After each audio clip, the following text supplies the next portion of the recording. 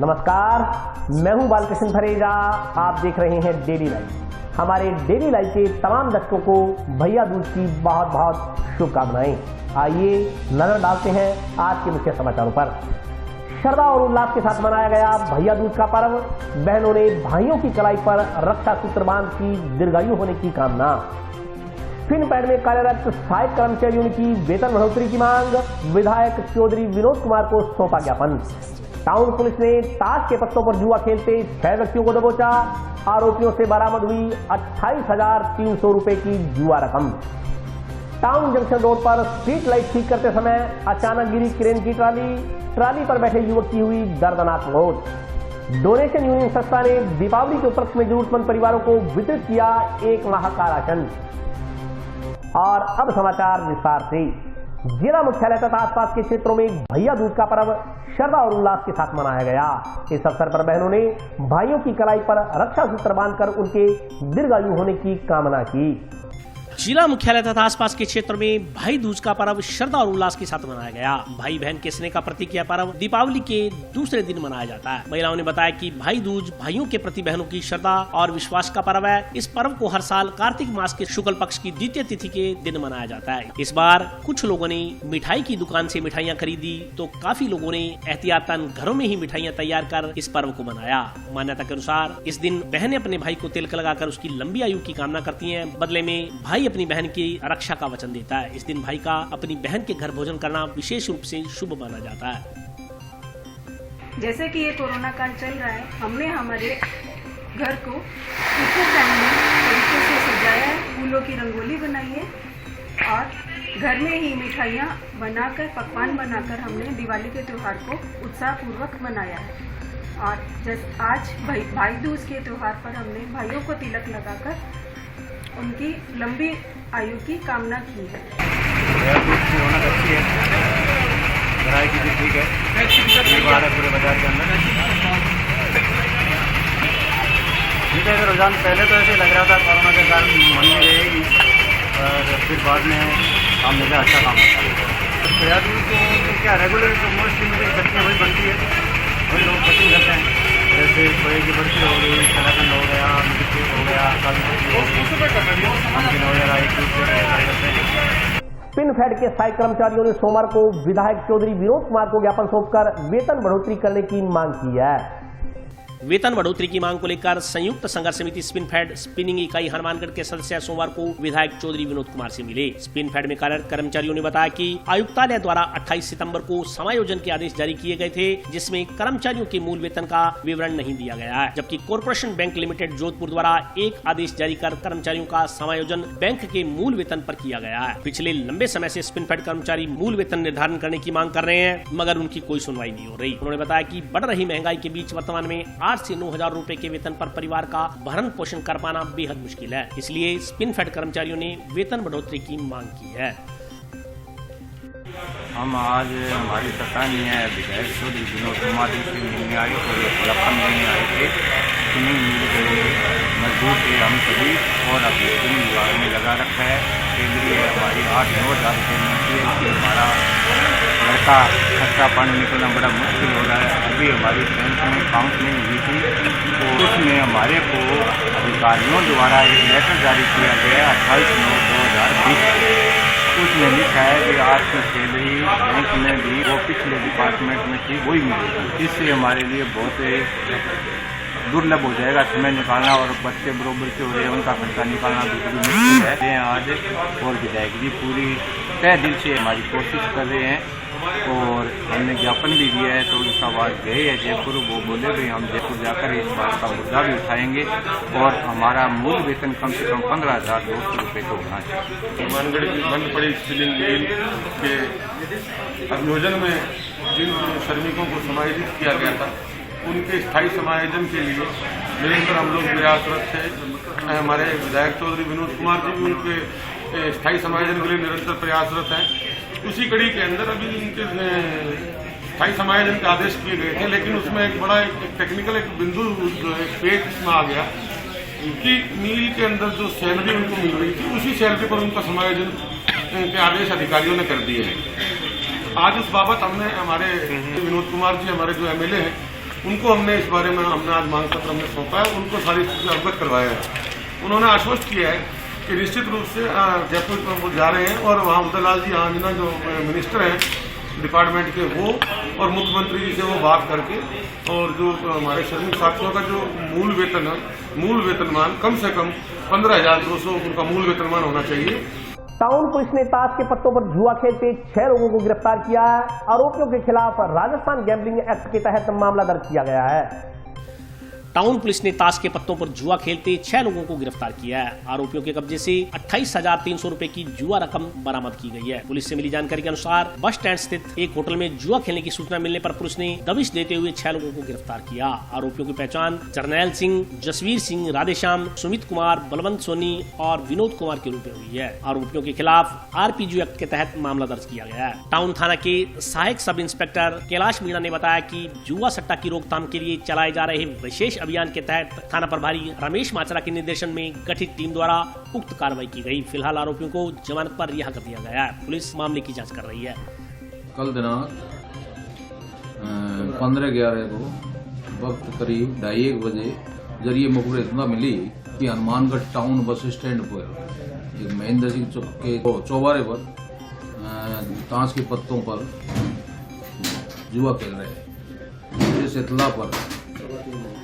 इतला विश्वसनीय थी और इतला पर श्रीमान सीआई साहब के निर्देश अनुसार मैं एसआई मैं जाब्ता मांगेराम हेड कांस्टेबल और कांस्टेबलों के मौके पर पहुंचे तो वो गेट खुला हुआ था उनका, जिसको काबू कर 6 व्यक्ति ताश के पत्तों पर जुआ की ढेरी और उनके घोड़ों के नीचे करीब 28,300 रुपये ताश के पत्ते व मुलजिम जरनैल सिंह, जसवीर सिंह, राधेश्याम, सुमित कुमार, बलवंत सोनी व विनोद कुमार को वहाँ पर गिरफ्तार करके थाना लाए, जिस पर 3/4 धारा 47 TRPC का प्रयोग करते हुए कि खुर्द-बुर्द न हो जाए और तुरंत अगर वहाँ पहुँच जाए तो बर्बादी हो सकती है, जिस पर इनको अदालत जमानत गिरफ्तार करके लाए थाने पर लेके आए। वो अब रिकॉर्ड से इनका मालूमात की जा रही है, जांच कर रही है। टाउन जंक्शन रोड पर स्ट्रीट लाइट ठीक करते समय क्रेन की ट्राली गिरने से एक युवक की गंभीर चोट लगने से मौत हो गई। दीपावली के दिन हुए हादसे में एक घर का चिराग बुझ गया। हादसा जंक्शन में टाउन रोड पर उस समय हुआ जब एक निजी कंपनी में हेल्पर के पद पर कार्यरत युवक क्रेन पर चढ़कर स्ट्रीट लाइट ठीक कर रहा था। अचानक क्रेन की ट्रॉली नीचे गिरने से वह भी नीचे गिर गया। क्रेन का कुंडा टूटकर उसके सिर पर गिर गया। इससे गंभीर चोट लगने से युवक की मौके पर ही मौत हो गई। जंक्शन पुलिस ने पोस्टमार्टम के बाद शव परिजनों को सौंप दिया। इस संदर्भ में मृतक युवक के पिता ने जंक्शन थाना में क्रेन चालक के खिलाफ तेजी व लापरवाही से कार्य करते हुए मृत्यु कर देने के आरोप में मामला दर्ज करवाया। पुलिस के अनुसार मेजर सिंह पुत्र थाना सिंह जटसिक निवासी गांव इंदरपुरा तहसील संगरिया ने रिपोर्ट दर्ज करवाते हुए बताया कि उसका पुत्र नवजोत सिंह मनु इंटरप्राइजेस पर हेल्पर का कार्य करता था। वह कंपनी के कहे अनुसार स्ट्रीट लाइट लगाने का काम करता था। शनिवार को दोपहर करीब 3:30 बजे नवजोत सिंह हनुमानगढ़ जंक्शन में टाउन रोड पर स्थित गुरु नानक कार बाजार के सामने क्रेन नंबर RJ 31 EA 0837 की ट्रॉली पर चढ़कर स्ट्रीट लाइट ठीक कर रहा था। इसी दौरान क्रेन चालक की ओर से क्रेन को लापरवाही पूर्वक संचालित करने के कारण वह क्रेन के कुंडा में ढील नहीं दिए जाने के कारण क्रेन की ट्रॉली नीचे गिर गई। उसका पुत्र नवजोत सिंह भी नीचे गिर गया। इसी वजह से क्रेन का कुंडा टूटकर उसके सिर पर आ गिरा, जिससे उसके बेटे की मौत हो गई। पुलिस ने मृतक युवक के पिता की रिपोर्ट के आधार पर क्रेन चालक के खिलाफ धारा 304A के तहत मामला दर्ज किया है। 15 तारीख को मैं ड्यूटी पे था। पुलिस जरिए सूचना मिली थी ये ट्रेन से कोई लाइट रिपेयरिंग काम करें टाउन जंक्शन रोड पे, तो वो ट्रेन का जो होता है वो टूट गया। एक व्यक्ति इंजर्ड हो गया।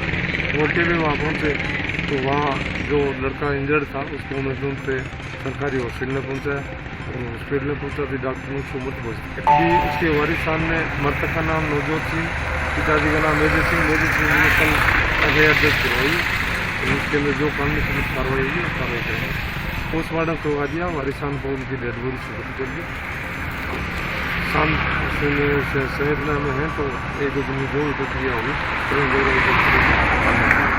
दीपावली के उपलक्ष्य में डोनेशन यूनियन संस्था की ओर से जरूरतमंद परिवारों को 1 माह का राशन एवं मिठाइयां वितरित की गई। डोनेशन यूनियन संस्था की ओर से दीपावली त्योहार के उपलक्ष्य में जरूरतमंद परिवारों को 1 माह का राशन व मिठाइयां वितरित की गई। संस्था सदस्यों ने बताया कि कोरोना काल के चलते अनेकों लोगों ने अपनी नौकरियां गंवा दी हैं, जिसके कारण उनका जीवन यापन करना मुश्किल हो गया है। इसी के चलते संस्था सदस्यों की ओर से विशेष सर्वे कर जरूरतमंद परिवारों में खुशियों के त्योहार दीपावली पर खुशियां बिखेरने के प्रयास से लगभग 45 परिवारों को राशन किट, मिठाइयां, दिए और मेडिकल किट का वितरण किया गया। उन्होंने जानकारी दी कि संस्था की ओर से समय समय पर जरूरतमंद परिवारों की सहायता एवं कन्याओं की शादी में सहयोग किया जाता है।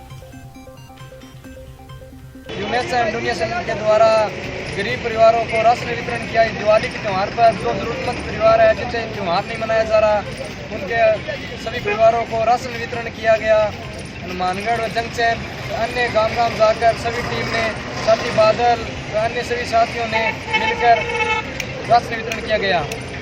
और अभी वक्त ब्रेक का, हाजिर होता हूँ छोटे से ब्रेक के बाद।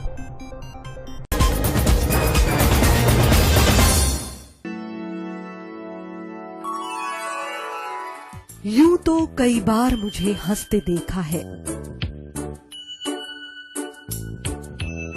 पर ये हंसी कुछ और है। ये गहना मुझ पर जचता है, पर ये महज एक गहना नहीं, ये रूपरेखा है मेरे मन की, हंसती खिलखिलाती लहरों की, जो आतुर थी अब तक मुझ पर सजने को। इसलिए ये गहना ही मेरा सच्चा श्रृंगार है, श्रृंगार है, श्रृंगार है।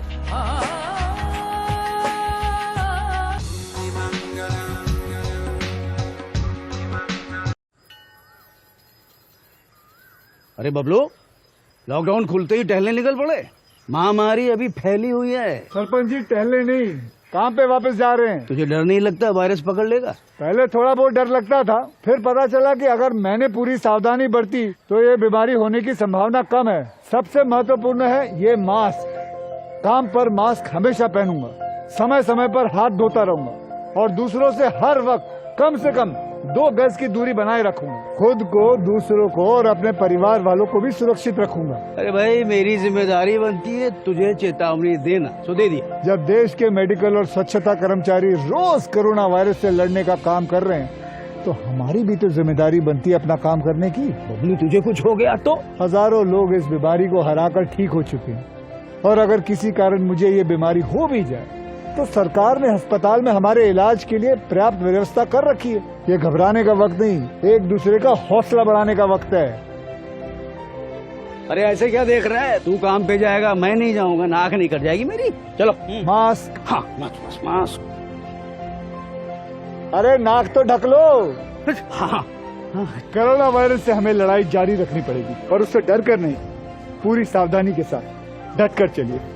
रुकी जिंदगी को आगे बढ़ाएं, देश को आत्मनिर्भर बनाएं। जय हिंद।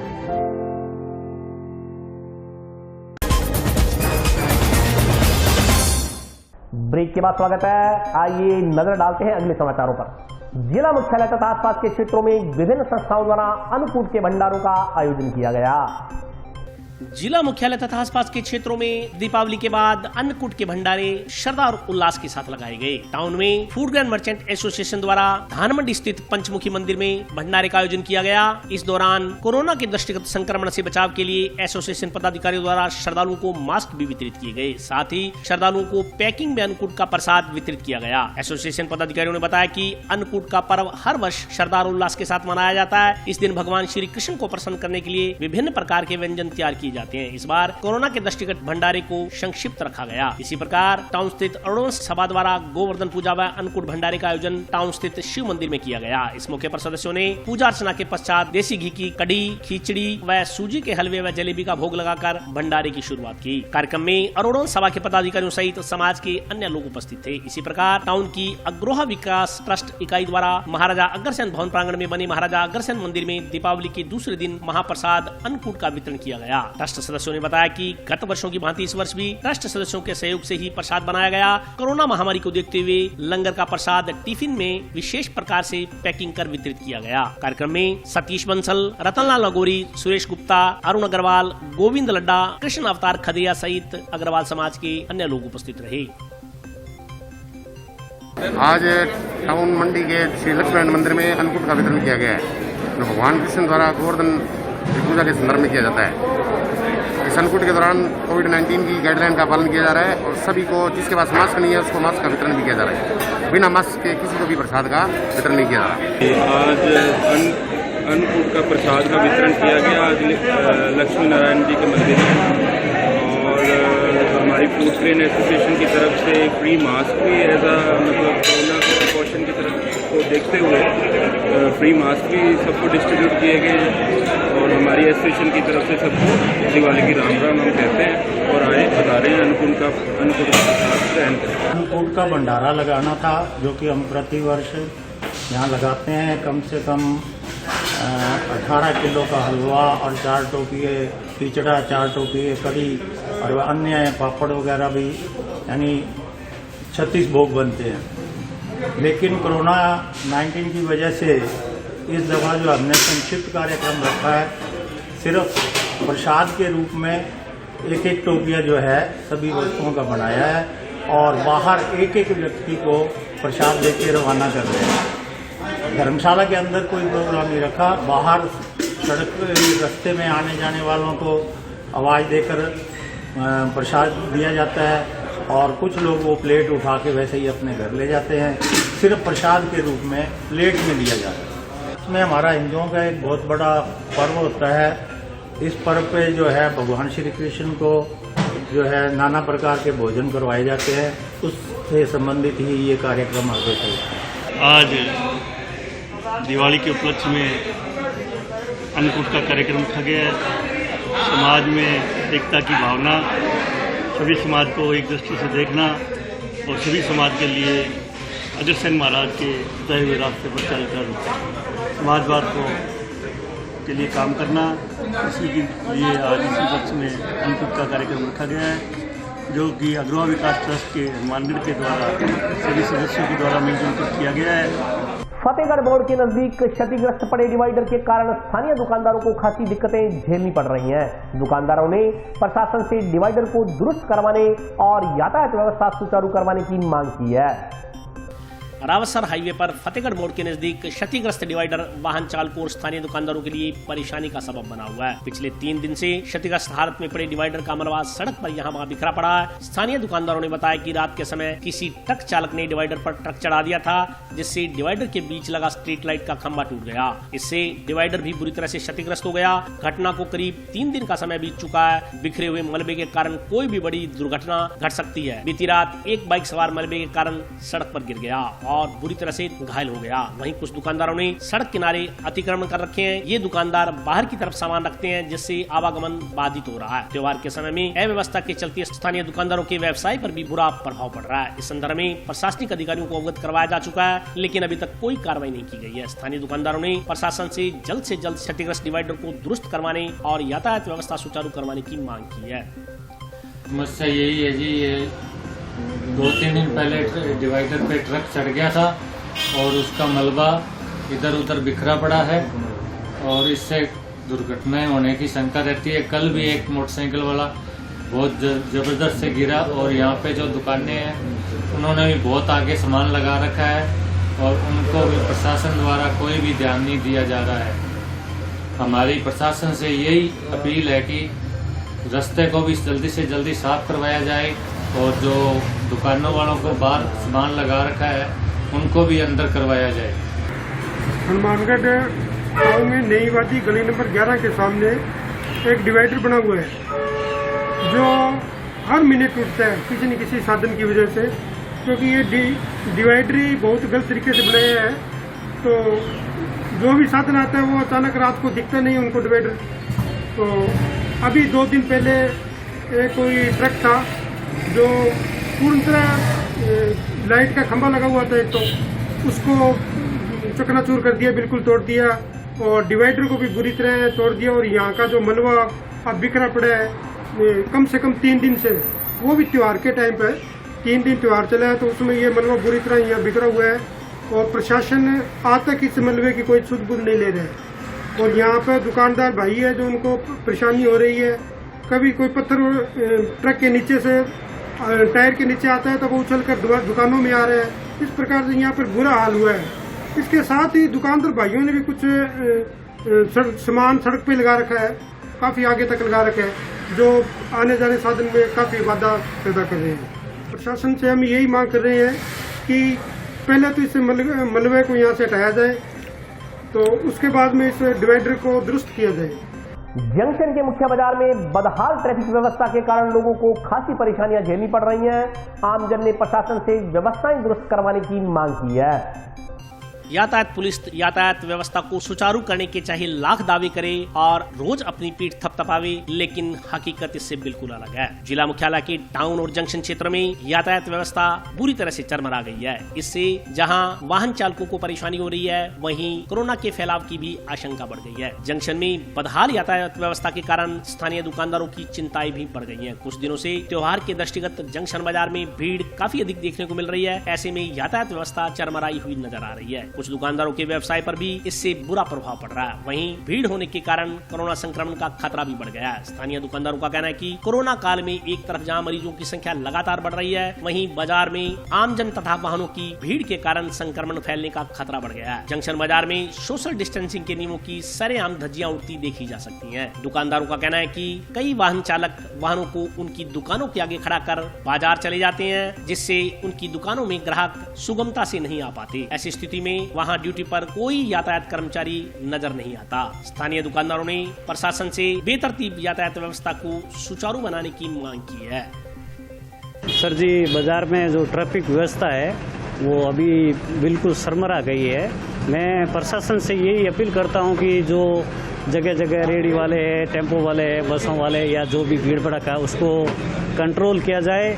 कोरोना चल रहा है और लोग बिल्कुल भी ध्यान नहीं दे रहे हैं और मेरे हिसाब से तो इससे कोरोना बढ़ेगा, क्योंकि बहुत ट्रैफिक रहता है। जिस हिसाब से मैं अभी शहर में माहौल देख रहा हूँ, उस हिसाब से तो प्रशासन को पूरा ध्यान देना चाहिए। हाँ, हमने एक दो बार ट्रैफिक जो कर्मी होते हैं उनको बोला, नाम पता तो हमने नहीं पूछा कौन थे क्या, पर उन्होंने कहा कि क्या कर सकते हैं, जब हमारे को जैसा आदेश मिलता है उसी हिसाब से हम तो आदेश का पालन कर रहे हैं। और जो ट्रैफिक व्यवस्था है वो तो सुचारू रूप से अगर हो जाए तो हमें भी तो उससे फ़ायदा ही होता है, नहीं तो हम भी परेशान होती है, आम पब्लिक भी परेशान होती है। प्रशासन से यही अपील करता हूँ कि इस पर आप जल्दी से जल्दी जो भी है सुधार करें। कोटा के राजकीय जिला चिकित्सालय में पिछले 7 महीनों से कोरोना मरीजों का इलाज कर रहे टाउन के एक चिकित्सक का घर लौटने पर मोहल्ला वासियों ने पुष्प वर्षा कर स्वागत किया।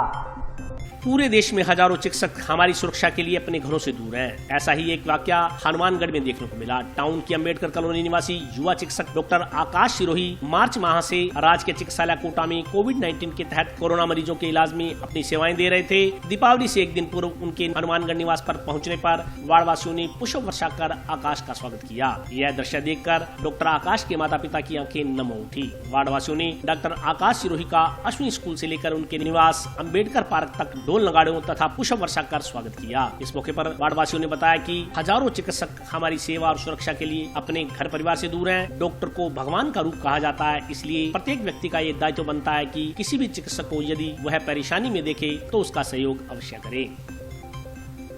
मैं इतना कहूँगा कि वहाँ पे मैंने अभी काफी कोविड में काम किया है, काफी मरीज आ रहे हैं, लेकिन बस यही अपने को ध्यान रखना है कि डिस्टेंस बना के रखना है और मास्क यूज करना है। अब कोरोना से ये भी नहीं है कि आप बिल्कुल नहीं डरें, थोड़ा बहुत रखें घर पे और आने से पहले हाथ जरूर धोएं, बस ये बात आपको ध्यान रखनी है। बहुत ही अच्छा लगा जिस तरह से मेरा इन्होंने स्वागत किया, बहुत ही अच्छा। और पूरे मोहल्ले ने कोविड वॉरियर के इन्होंने बोला मुझे और बहुत अच्छा लग रहा है मुझे। अभी कोरोना काल में जब बेटा ऑन ड्यूटी था तो घर वाले सारे आपस में बात करते, टीवी पर जब समाचार आते कि कोरोना बहुत ज़्यादा फैल रहा है, डॉक्टर लोग जो है अपनी ड्यूटी दे रहे हैं, हम बच्चे को बार बार मोटिवेट कर रहे थे कि आपको एक कोरोना योद्धा की तरह देश की सेवा करनी है। और परिवार पूरा उस पर प्राउड फील कर रहा था। हमें बहुत गर्व है हमारे बच्चे पर, जिसने कोरोना काल में जनता की सेवा की। और आज के लिए बस इतना ही। कल फिर हाजिर होता हूँ नए समाचारों के साथ। तब तक के लिए नमस्कार।